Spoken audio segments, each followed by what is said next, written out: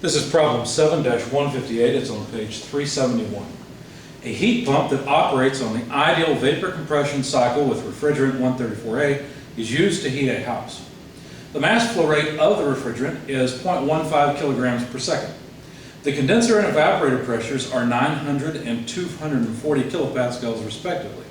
Show the cycle on a TS diagram with respect to saturation lines and determine A, the rate of heat supply to the house, B, the volume flow rate of the refrigerant at the compressor inlet, and C, the coefficient of performance for this heat pump.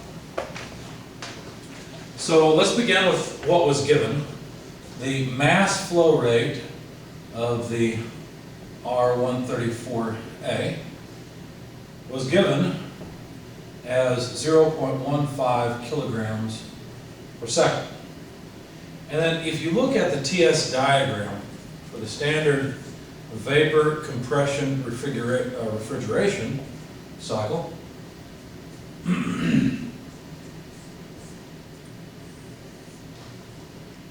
state 3 is there, exit of the compressor, state 2 is there, but let's make that look like a 3. Compressor starts at state 1 on the saturated vapor line, and then state 4 is in the saturated region. So basically we've got our compressor, let's see, then we've got our condenser where we're losing heat, then the expansion valve, or the throttling valve, and then the evaporator down here that picks up more heat. So heat comes in here and of course leaves there. Q out is there.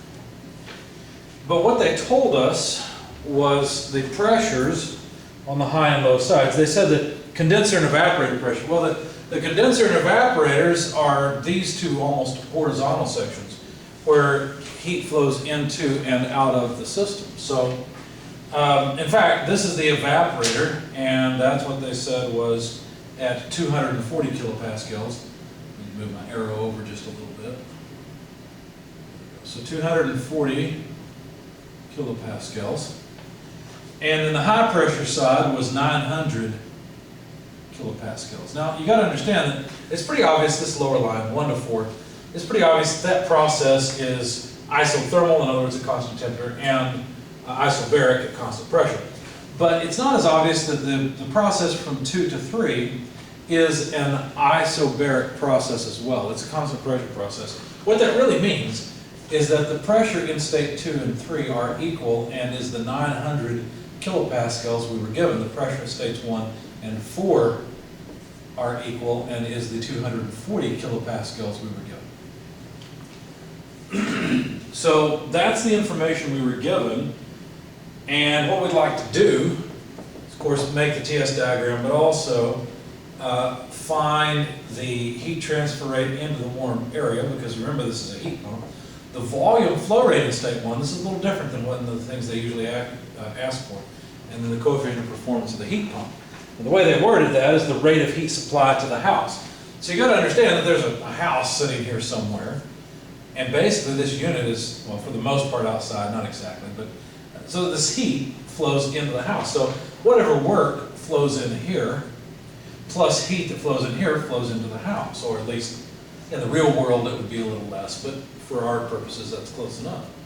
So really we're trying to find out the rate of heat transfer into the home. We want to know, is this cycle big enough with this mass flow rate for whatever heat load is desired of the home?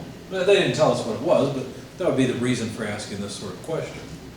So we'll solve this problem by just walking around the cycle diagram and finding out all of the states. We'll solve all the states. State 1 is an easy one to start with. We know the pressure, P1, is 240 kilopascals, and we know that the quality in state 1 is 1.0. In other words, this is a saturated vapor state. And so going to the saturation tables, we can look up the saturation temperature. Obviously it has to be the temperature at 240 kilopascals in the saturation table. That's negative 5.37 degrees Celsius. I looked that up so that I could add it to my diagram. So negative 5.37, and those are all degrees Celsius. Now I can also look up the enthalpy. The enthalpy at state 1 will be the enthalpy of saturated vapor, or Hg, at 240 kilopascals. Now this is probably the most important thing to look up. It's 244.09 kilojoules per kilogram. Let me do it this way. I usually like to write fractions that way, but to save space, I'm going to do this. There we go. I may as well find the entropy since it's so simple. All I have to do is look it up. 0.9222 kilojoules per kilogram per Kelvin. And by the way, it'll be useful anyhow because the entropy in state 2 is the same and I need it in order to find it. So at the time I was just thinking, let's put it on the diagram. 0.9222, there we go. I can also look up the specific volume. Now the only reason I'm looking up the specific volume, there's not going to be a pump work or something like that here like there is with the Rankine cycle on the other side of the diagram. The reason I'm looking this up is because they ask for a volume flow rate. If I know the mass flow rate and I get the specific volume in state 1, then I can multiply the mass flow rate by the specific volume and get the volumetric flow rate. So that's the reason for finding the specific volume in state 1. Of course, it's just Vg, the saturated vapor specific volume, and that's at 0.0834 cubic meters per kilogram. I'll save answering the questions until I've solved all of the states. Now, state 2, I can move from state 1 to state 2 because there's a relationship here. State 1 and state 2 have the same entropy. So the entropy in state 2 equals the entropy in state 1, and that is 0.9222 kilojoules per kilogram per Kelvin. But I also know that the pressure in state 2 is the high side pressure of 900 kilopascals. So all I have to do is use these two pieces of information to look up the other properties that I want. For example, enthalpy, right? Enthalpy is something we always want. So if you go to the saturated tables and you look up 900 kilopascals, you'll find that Sg is less than this. What that means, since we have a higher entropy than Sg at 900 kilopascals, is that it must be superheated, not saturated. So we're in the wrong table. So we go to the superheated tables, look up 900 kilopascals, and you'll find that you have to interpolate. And that's the way this usually goes. If you perform the interpolation, you'll find that the enthalpy in state 2 is about 271.4 kilojoules per kilogram, of course rounding off due to the interpolation. And while I was there, I decided to interpolate the temperature as well and got about 40.14 degrees Celsius. I'll leave the details of the interpolation to you to verify. So that means this point up here is at 40.14 degrees Celsius. Now this is interesting because if this is a heat pump, what it means is that it could draw thermal energy from the outdoors, even if the outdoors was at 0 degrees Celsius, even at the freezing point of water. The refrigerant is at a lower temperature than that. It's at negative 5.37. And you may not have a good feel for 40 degrees Celsius. Maybe you're used to Fahrenheit, but 40 degrees Celsius is nice and warm. Okay, so this high temperature here would feel good coming out of the registers. Now that's not actually what would come out of the registers because that's the refrigerant temperature and that refrigerant temperature drops. So what I'd like to do is find out the temperature at state 3, and that's more probably what the temperature of the air coming out of the registers in the home would be. And so what the occupants are going to feel, and you know, that would then probably determine whether or not they recommend our heat pump to everyone else they know. So at state 3 we can solve because it's on the saturated liquid line and we know the pressure. So the pressure at state 3 is 900 kilopascals, just as it was in state 2. And the quality in state 3 we know is 0.0 because it's on the saturation line. So using those two pieces of information, we can look up the enthalpy of the refrigerant at state 3. It would just be HF at 900 kilopascals now. So that's 99.56 kilojoules per kilogram. I said I wanted the temperature. It would just be the saturation temperature, right? Because we're at saturation. And so that temperature is 35.53 degrees Celsius. Still a nice temperature for coming out of registers of the home. Of course, the air temperature is going to be lower, but even an air temperature of 30 degrees Celsius would feel pretty comfortable. Okay, so now we know the temperatures at all the states. We know the enthalpies at 3 states so far. And the last thing to do then is to move from state 3 to state 4. While we're here, why don't we look up the entropy at state 3. S3 would just be SF at, again, 900 kilopascals, and that's 0.3656 kilojoules per kilogram per Kelvin. So, 0.3656, there we are.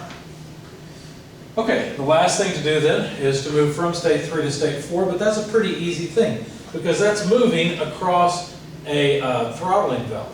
The thing about a throttling valve, at least an ideal throttling valve, is that the enthalpy at the entrance and exit are the same.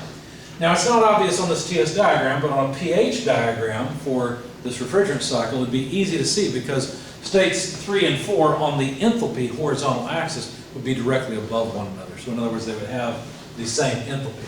So the enthalpy in state 4 is trivial. It's just the enthalpy in state 3, and that is 99.56 kilojoules per kilogram. Now the other piece of information that we know about state 4 is the pressure at 240 kilopascals. Now we could probably stop at this point. We really don't need anything else to answer these questions.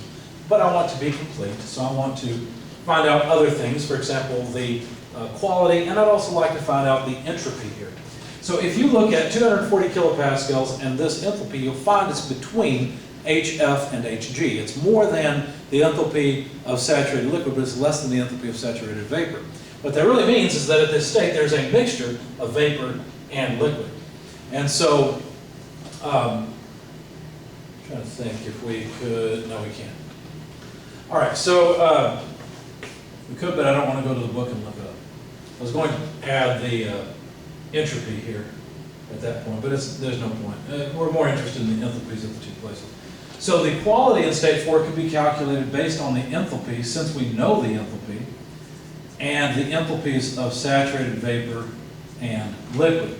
So if we plug in the numbers, let's see, this is H4 is 99.56, we found that out from state 3.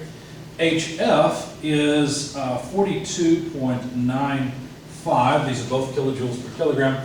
And HFG, the difference between HF and HG is 201.14 kilojoules per kilogram. So the quality in state 4 comes out to 0.2814. This is a good thing. 28% of the mass is already in the vapor phase. It's kind of used up. We can't really put any more heat into it. So we've got, about 71, 72% or so of the mass that's flowing is in the liquid phase and can be evaporated by the cold outdoor air so that we can then move it to a higher quality and put it into the home. So this is a good thing that we don't have, most of the liquid already evaporated. That would be a bad design and a bad idea. Anyway, I did go ahead and calculate the entropy in state 4. It's just SF plus X4 SFG, or in other words, SG minus SF. If you plug in the numbers, SF, actually I did. That's where I can get it from. SF would just be the entropy here of saturated liquid. Now, I understand this is not a state. But that number is, here it is, 0.171. So 0.171 kilojoules per kilogram per Kelvin, plus the quality in state 4, 0.2814, multiplied by SG, 0.9222, which should sound familiar. That's the entropy right here. We're working in between these 2 points, obviously. Minus SF, 0.171. Again, kilojoules per kilogram per Kelvin. This comes out to an entropy, I won't write it there, it comes out to an entropy of 0.3824. Now understand, I'm not saying that any of the liquid or the vapor has this entropy. It's just that's the average entropy, 0.3824, based on the amount of liquid and vapor that we have, where the liquid is all at 0.171 and the vapor is all at 0.9222. This is just a lever arm rule. Okay? So now we've completely solved all of the states. As a matter of fact, I think that we don't need these pressures anymore. So let me erase that part and let's try to answer some of these questions. How quickly does heat flow into the home? Well, if R134A comes in at this state and leaves at this state, it has lost energy. Not only has it lost sensible energy because its temperature has dropped, but it will also lose latent heat, right? Now that's not a state, so I don't really want to put a dot there, but it intersects the saturated vapor line. So it will lose heat, if you will, along this entire run, and a little Q out, the specific heat transfer, let me write it this way, will be equal to the enthalpy change, H2 minus H3. Because if the flowing stream loses energy, which is mainly enthalpy, it must come out as heat, right? That's the way this thing works. That's what this heat exchanger does. Now, where does it go? Well, there's probably air flowing across a coil in the house, right? That's where it would go. So let's see. Now we can plug in the numbers. Mass flow rate, 0.15 kilograms per second. I don't need much of this anymore. Really what I need are the enthalpies, so let me get rid of some of this. I'll note that was H4. I'll underline my enthalpies, so I'll make sure I don't get rid of them. And I will need the specific volume, so I guess I'll leave what's left there. Anyway, back to this. M dot H2 is 271.4 kilojoules per kilogram. That is right, that's H2, is right there. 271.4 minus H3. H3 is, well, they're the same. H3 and H4 are the same. 99.56, both kilojoules per kilogram. And we end up with kilojoules per second, which is kilowatts, so it's power. So Q dot out in kilowatts comes out to about 25.78 kilowatts. Now, this is a pretty decent flow. When I bought my house, I thought it had a heat pump. It didn't. It had electric resistance strips. Turned on the heat, got my bill a month later. It was about $500. It was quite a bit, and it wasn't even very cold yet. So I figured I had to do something, and I did. But anyway, I went up and I looked at these heating elements that were in the ductwork, and they were rated pretty high. In fact, each individual strip was rated, I believe, at 5 kilowatts, if I remember right. And there were 4 or 5, I think 4 of them in the ductwork. So essentially there was 20 kilowatts where I could just take electricity and convert it directly into thermal energy. Well, that's not very good. Much better to get a higher heat flow rate, but for what cost? Well, we have to put power in here. One of the questions that they didn't ask was the power input. But we'll calculate the coefficient of performance here in a second, and I'll talk about the power input and what it must be based on the coefficient of performance and this Q dot H. So hold this in mind for a second, because this is a higher heat flow rate than what I had when I had to pay $500 in 1 month, okay? And of course, it's not on all the time, but this wouldn't be on all the time either. Let's take a quick detour. Now that we've done that, let's calculate the volumetric flow rate. This is an easy one. Mass flow rate times the specific volume in state 1.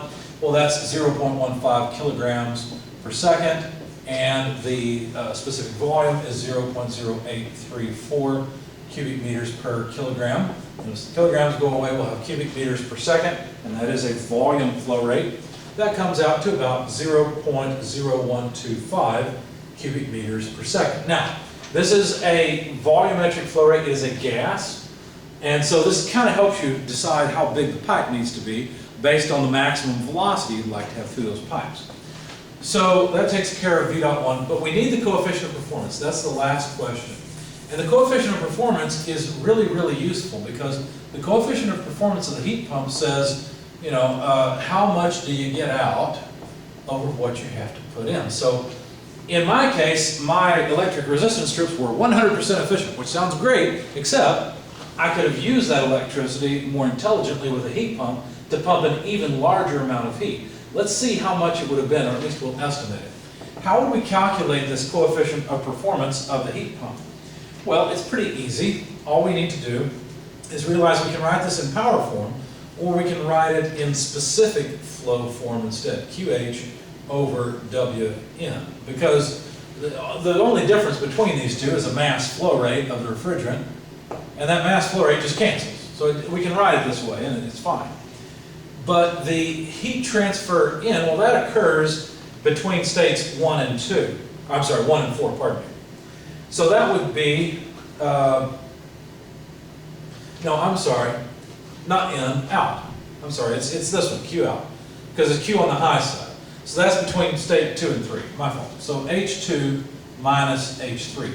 Power in, or work in, occurs between states 1 and 2. So that's H2 less H1.